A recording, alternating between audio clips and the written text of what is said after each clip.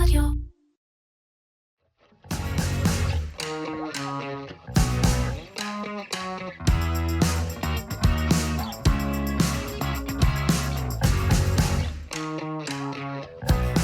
Welcome to Making Waves, real stories, real leaders, and the forces shaping global shipping. I'm Maya Rubin, and today we're exploring life on the bridge of a massive container ship with Captain Shany Ben-David, the first woman to command a ship in Zim's fleet. Shany's journey is about courage, resilience, and leadership at sea, and the lesson she's bringing to shore. Let's dive in. Oh, thank you.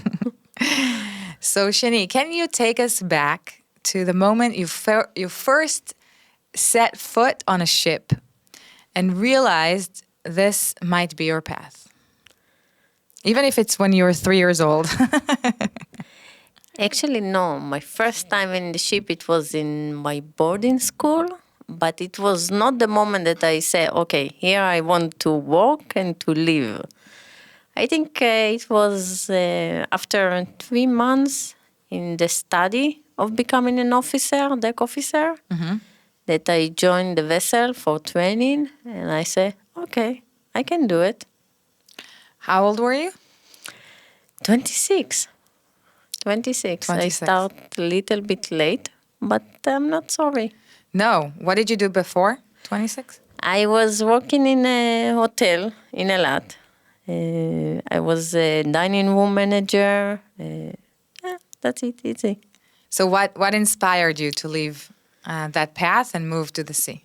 I think I wanted to make change. I really wanted to make change. And I just read the article that said they are looking for an officer in this industry. And I said, okay, maybe I can try. I will send a resume and I will see if they will take me. And did you know that it was sea-oriented or captain or... I know that it's to work in the sea, but I did not plan to become a captain in the beginning. I just say, okay, let's start one step by one step and we will see what's going on. And I'm just curious, when you were younger, as a young girl, do you remember yourself fascinated by it, by captains, by the sea? Were you scared? Were you inspired? Were you nervous? Or everything, was it calming to you? No. Although I was studying a marine boarding school, no, I was never fascinated with the sea or with this industry. I was never thinking that I will go to work at sea. Not at all. Actually, I was thinking that I will go to work in fashion. Yeah? Yeah. As I say, I just wanted to make change in life, and this is where I am now. All right. So because it's very interesting that you didn't even, think about it or foresaw that this is going to be your career, can you tell us like the critical moments in your journey or the steps that led you to where you are today? I think that in every step of the way, in every level, when I'm becoming a third officer and second officer, when I saw that, hey, it's nice, hey, it's interesting. So I said, okay, I can do it. I can do the other part. I can become a first officer. I can become a captain. I'm good in it. So, yeah. So you first started it and you enjoyed it, and then you became ambitious. Yes, right? Exactly. In every step, I never thought that, I remember one point that they asked me in the course, what is your dream? And I said, let me. I will one step by one step. I don't know my dream yet. Yeah. And I have to dream it first. I need to check it first. You need to check it and see if that's your dream. Tell us, if you can, like the critical moments in the journey that you think that made it all possible. Like, what's the critical moments? Maybe the moments where it was a little bit more challenging, or you felt right at home, or maybe you thought that it's not the right place, or. I think that actually in the challenges time that it's hard and you need to step in this is when I thought, okay, this is where I want to be, because I saw that, okay, I know how to solve it. I know how to be there. I think that I was first officer and I was sailing with a captain that just give me the option to take from him the responsibility. So this is the point that I say, okay, this is my job. This is where I need to be. This is what I want to do, to take this responsibility and to become a captain. And this is where I need the... Wow. So who's this captain? I mean, he gave you a lot of power, right? Yeah, he said that when he give me one finger, I took all the hand. So yeah. So it's a lot due to him too, right? A lot due to him. A lot, I say.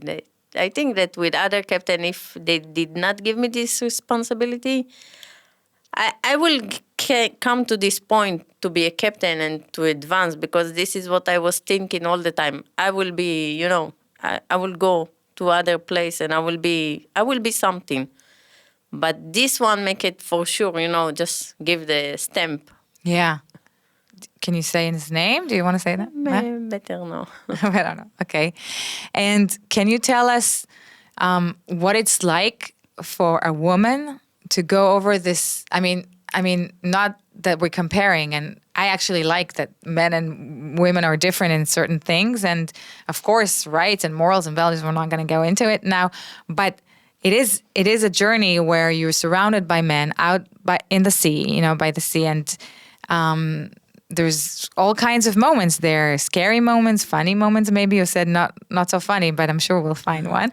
Profound, inspiring. So what is it like for a woman to be out there for a long time? This is a very male industry, but I never saw a different. I really never saw a different, because what they can do, I can do even better. This is my opinion. There is not a difference. When people ask me, you are a female, you are a woman, how did you become a captain? Did you see different? I never saw a difference between me and them. In every job, actually, I don't believe we need to see a difference. Yes, it's hard job. Yes, it's to leave the house, the home for 3, 4, 5 months. I even make 7 months one time, but it's okay, it's not a difference between me and a man that live home. So I assume you enjoyed it. So when you were out there for so long, for 7 months, surrounded by males, you probably thought, okay, it feels comfortable, right? Otherwise, you wouldn't be able to be there. Exactly. Okay. I never felt not safe in this environment, although there is a lot of men, but they treat me as a regular. Equal. They also did not saw that there is a different. With a lot of respect, I have to say, all of them. It's nice. It's nice a job. I have to say that every woman that want to come to the sea don't need to be afraid from this kind of environment. Well, here you go. You thought fashion, and then you went to the sea with males around you. Can you share a story that when you were out there, that either almost broke you or made you stronger, or you missed home, or you knew you're exactly where you belong? Any of these or more? I think the biggest feeling, the fear that I had, it's when you join the vessel and you go for 4 or 5 months, that someone will forget you at home.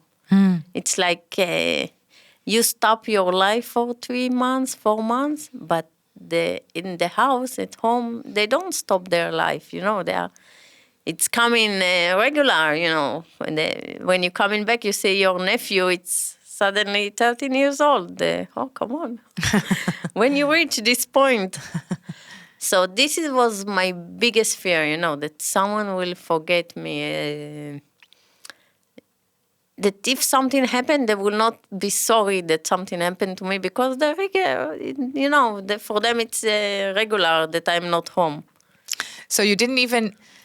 the environment and the reality that you're going through was one thing that did not bother you at all. If anything, the land, what happened in the land, that bothered you, that you wanted them to keep remembering you and make sure that they know you're coming back and that they don't change. Exactly. It was weird for me that how life is changing, and for you, it was stopping when you joined the vessel. But how did it change you? Because you did go and you did spend a lot of time. I know in my career that I've spent some years abroad or some months or on projects at work, and it did change me in some certain ways. How would you say it changed you, this experience? I think that it's make me realize that home is very special part of you. I'm becoming more close to my family. I realized that this is one of the important things. This is, but I still continue to sell. I still say, okay, I will not leave now. When I had some idea, I will become a captain. I will work as a captain, and I will go ashore to some advance in life. But yes, the home got a bigger part in my life. Yeah. If before, no, because I from the age of 14, I left home because I was in boarding school. After this, I lived to Eilat. I was never actually a home person. Right. But at sea, I think that I becoming more home person. Interesting. You have to kind of go far in order to come back. Yeah, to understand, come inside. Yeah. We understand that there officers or captain women from different countries around the world, mainly obviously our region, like what's around us is Egypt, India, Turkey. How did you react when if you met them or when you found out about it, that it's very common today and in these countries that we wouldn't necessarily think that it's happening? And if you can share maybe a story about a meeting or hearing about or meeting somebody or knowing. For me, it was very strange when I heard there is a Turkish captain, because this is not a place that you are expected, this kind of job for a woman. But as I said, for me, before, it's not supposed to be a difference between a man and a woman. But these places, I say, oh, nice, good for them. But I spoke with one pilot in Turkey that he entered me to the port, and he said that his daughter became an officer, and he was very proud in this, because he was say, okay, I was not expected this is a job that she will take, but I'm really happy for this. And he really was supporting her, and he really was assisting her, and it was, I think the proud that I saw in his face, I understand that things change. Things change. It's not Turkey as we thought, or Egypt as we thought, because they're becoming more independent women. It's becoming very interesting. That's great. Okay, before I'll ask you about captains, I wanted to ask about the actual ceremony. How was it for you? Speaking about your family, was your family there? How did you feel? What did you get? How did it go? I was very proud in myself, I have to say. Yeah, because it was a journey, right? How long until you became a captain? 10 years. It took me. Yeah, I sacrificed a lot because my voyage was very long, because I wanted to make it fast. But I was very proud in this moment, and I think they saw it in the picture. But it was a big honor for me, a big honor to become. First of all, they give me this responsibility to become a captain of a vessel, master. It's a very big responsibility when you stand on the bridge and you understand, you look and you say, oh, I'm responsible for this. Not only the people, the cargo, the voyage, the vessel, there are a lot of things that you need to take in consideration to bring the vessel to a safe place, and the people on the vessel that are counting on you to bring them to the port safely. So I was really, it was an honor to become a captain, and and also that the Zim was thinking that I can do it.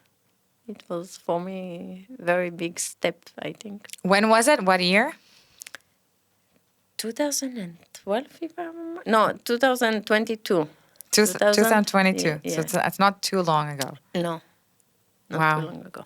So can you take us through the moment in the ceremony when you actually received the ranks? What happened? So actually, it was very, it was very honor. My mother was standing next to me, and she put me the ranks with the CEO, and everyone was around us. First of all, I was the first one for my class to receive, so it was even better. That's good. You're very ambitious. You're very realistic, but also very ambitious. But the ambition came with the love to what you're doing, actually. Yeah, a lot, yeah. I was, I all the time say that in this job, in this industry, when you work at sea, you have to love it, or at least to live in peace when you are sailing, because you become crazy very quickly. Yeah? Why? I love sailing, but why? Because if you don't love it, and you are far away at sea and you don't have a land, it's quiet. It's very quiet.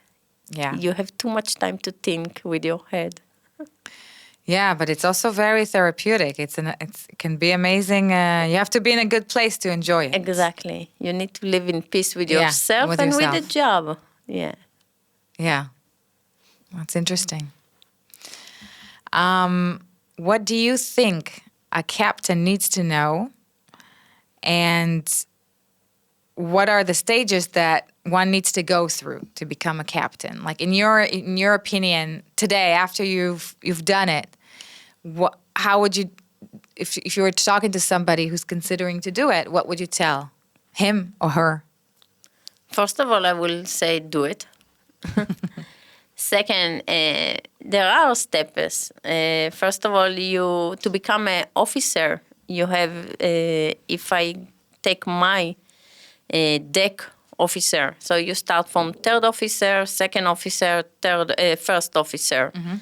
This you need to make 14 months of courses to learn a lot of stuff regarding safety, stability of the vessel, a lot of information. But it's when you think about it in your head, you say, oh, it's too much. But it's not too much because you live it every day.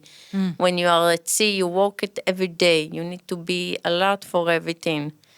And after this, you go to second course to become first officer and captain. This is 1 year course to make it. And for making the certificate of captain, you need to sail 1.5 years as a first officer. This is like the deputy of the captain. So you at sea, when you are sailing, you are learning also to become a captain. So this is the Process. the process. And so you're saying that the first thing that you have to kind of love it, and you have to be ready because it's. I think You need to be ready to anything at sea. Anything can happen every time, and if you have some emergency case at land, at sea you don't have help because you are far away from land. There is no medical assistant. There is no fire assistant. So you need to be ready to everything. So you are doing everything by yourself. with the crew. With the crew, of course, with Yeah. the crew. I mean everything. But of course, you need to be 24 hours standby every day. Yeah. This is the job. When you're saying 24 hours, it really means 24 hours. It's really mean 24 hours. You have watches. Everyone have watch that is coming. Let's say third officer is in the watch from 8 o'clock until 12 o'clock. Morning, evening. And second officer and first officer.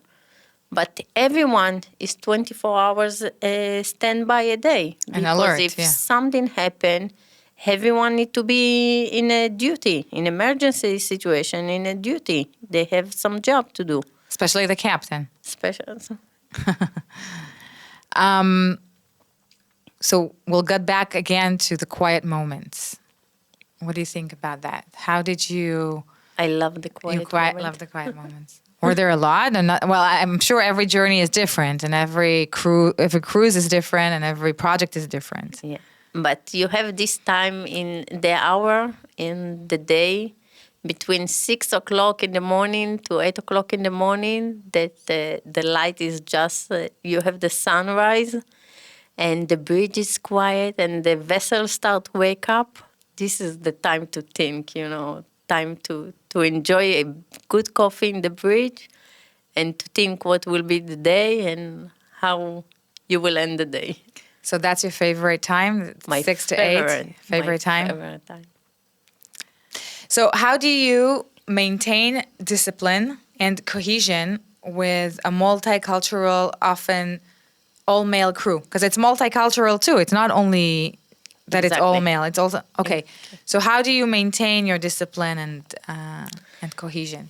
So first of all, you adjust yourself because what you want to gain is that everyone will do their job. To everyone to do their job, you need to adjust yourself because if you take Filipino and Ukrainian crew member, they are different thinking. They of course. think different. They want different things. So you need to adjust yourself and to bring them to make the job correctly. And with this, you are approaching in this way, and with this, you are approaching in this way. You need to adjust yourself for that. And you need to understand what they want and how to act accordingly. It sounds a little bit like what David and Avner was talking about, agility, to be agile. So the agile theme is very prominent in the whole Zim culture. It's always be agile in the whole world, obviously, but definitely at sea. Especially in this industry, you have to be an agile and everything. Also in my job now, when you need to change things, when things are changing very, very quick, you need to act very quickly to the industry. What's one of the most difficult situations you've handled at sea, and how did you manage it? I think when I had a situation in Savannah, when there was sudden, quiet sea and sudden weather change with very strong wind, and I was in my room, in my cabin, and suddenly I saw, very change in the weather and strong wind, and the vessel start to move. So I ran to the bridge, and the weather changed again to be quiet, and the vessel move. You are standing on anchor. She's supposed not to move. She's supposed to stay in the place, but suddenly the vessel move. So you need to act very quickly. You start to heave up the anchor, and my first officer tell me, Captain, we lose the anchor.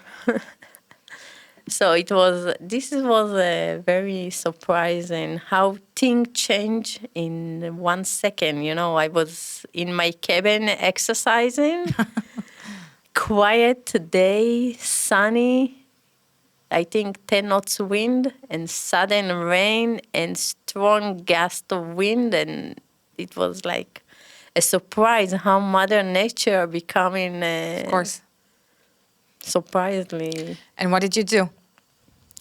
How did you manage it? You act very quickly. First of all, leave up the anchor, changing place, informing the agent, informing the port authority.